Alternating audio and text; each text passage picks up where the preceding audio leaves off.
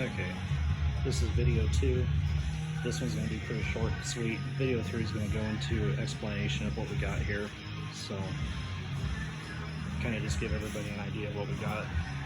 I have come across a 7.4 liter 454 block for the Caprise, and surprisingly, after tearing it all down, it's in pretty good shape.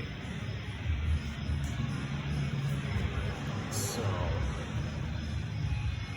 I'm going to pair this block assembly with blueprint heads.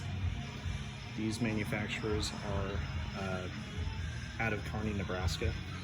So if you guys are curious about Blueprint and their product, I would highly recommend looking them up. They make one hell of a good engine. So if I can get that tape peeled off enough to seal it.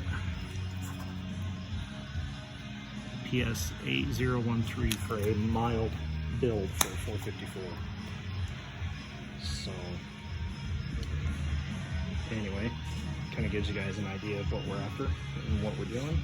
So next video we'll go into explanation of the engine block, some part numbers, where I found it, what we're doing with it, why we're doing it, and we're going to go from there.